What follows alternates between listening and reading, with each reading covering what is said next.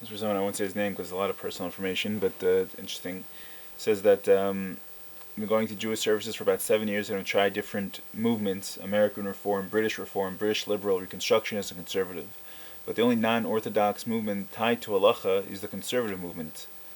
Um, okay, I had to get a Brit Milah, and I'm going to a Beit Din of three very wise, old and wise Holocaust survivor rabbis. I know the Orthodox theory on non-Orthodox and mainly Reform converts, or mainly Reform converts. I'm just as confused about the conservative.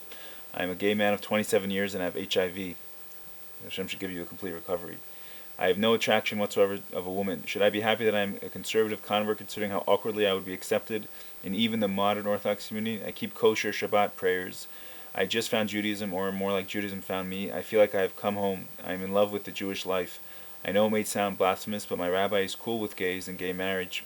If I were to get married, I would assume to follow all the mitzvahs, obviously with a different spin. I know that may be unsettling for you and other Orthodox Jews, but if I can love a woman, I think this didn't come out, but that's what it says. What am I to do but to follow the mitzvahs in a way that I can? Bottom line is, I want to be a Jew. I love the conservative movement because we are all observant. Because we are observant for the most part. I'd like to hear your take on all this. God bless you.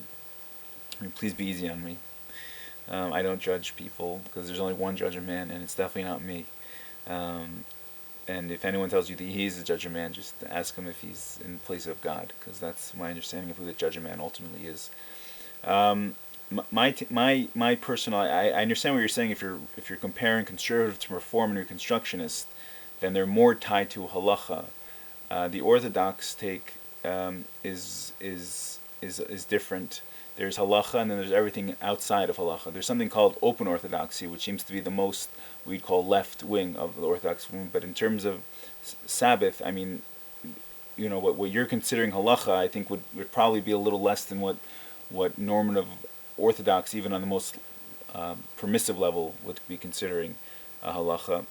In terms of your sexual orientation as you see it, and the fact you have HIV, which is horrible, um, these things, they're not so tied into Jewish law. I mean, obviously the Torah is very strict with its take on homosexual relations, saying in Vayikra and Leviticus it's te'ava, which is toeva, which is basically an abomination. But the mitzvahs aren't interdependent of the other. Meaning, if you want to keep Shabbos according to halachic Jewish standards, there's no connection to that and having homosexual tendencies that you're choosing to act on. Same with being kosher. The laws of Orthodox kosher are usually more stringent than the laws of conservative. And again, I don't know exactly. I mean, there was something called conservadox for a while. I don't know exactly where they draw the lines, but there's definitely a difference between even the most what they call now open orthodoxy and even the most right wing of conservative. My take with me, I was also raised in a secular house, and I think my parents considered themselves conservative. Growing up, we went to a conservative house of prayer, and that's what suited them. And when I did introspection and I thought about these things on my own, I came to the conclusion that because God is the creator of the universe, He is free to set guidelines in my life in terms of dietary restrictions, in terms of sexual restrictions, in terms of Sabbath observance, and I really gave over my entire life to the Torah and to what the Torah says as I was learning about it, and as I do learn about it.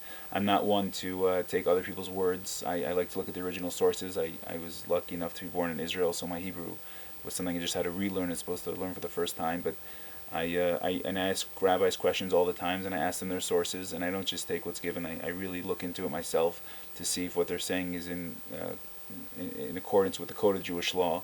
I'm a big believer that we're not to add or detract from the Torah, like it says in Devarim, in Deuteronomy, I believe, the 13th chapter, the beginning. Do not add, do not detract from it. That's why when just to give an example, when the Rabbinical Council of America came out with a ban on tobacco, I wasn't running to accept their ban, even though they're rabbis and I'm not, because tobacco was around in the times of the giving of the Torah, and God could have put it in the Torah as one of the 613 commandments, as a negative commandment, that you should not partake of tobacco. He didn't do that, and now they can find me 1,000 studies that say it's bad for my health. I'm just wondering where they're going to draw the line. Are they going to outlaw soda next, which is also clearly bad for your health? And I don't drink soda, but I don't need a rabbi to tell me not to drink soda, nor do I think it's part of the Torah not to drink soda. And I would say the same thing about about tobacco usage. Anyway, my take, obviously I'm an Orthodox, probably open Orthodox. As I don't know, I wouldn't call it permissive. I would call it based on my own understanding of the Torah. And I'm a big believer that every Jew has their own part of the Torah, and it's our job to use our God-granted intellect to elucidate Torah as much as possible in our own way. And that's what I would just tell you, that these things are not interrelated. Meaning, if you're sensing that because you're anyway homosexual, conservative is the best you can do, I would tell you they're not interrelated. And give yourself to God, give yourself to Judaism on whatever level you see fit. Obviously, I'm not a pusher of religion. I don't. If I thought I had all the answers, I would. My whole approach on life would be different. But I just know what works for me, and I know what's settling, what settles my mind. And for me, it happens to be Orthodox Judaism. So that's my own take, and you're asking me, so that's what it is. But I encourage you. Judaism is all about growth and personal discovery and development. And no matter what path you choose, just remember that there's no part of Judaism that allows you to be stagnant or to be lackadaisical in your approach towards growth and development. You have to see it as a constant journey, as a constant progression, as a constant process, something that you're always involved in. It's something that every day you have to see, like it says, you're to see these commandments as they're new to you every single day. When something is new and it's fresh and exciting, you have a lust for it, you have a passion for it, you have an excitement for it. This was something that was given to you yesterday or the day before. And this is to be our approach in Torah, and this I would encourage you, no matter what you choose, just make sure that it's constantly new in your eyes, and it constantly has the ability to revitalize you, and you have the ability to look into the Torah and revitalize the Torah and make it a living, breathing document that it was supposed to be. So I hope this helps, and may God Almighty bless you on your journey, and may you know a complete recovery. Thank you so much, and God bless.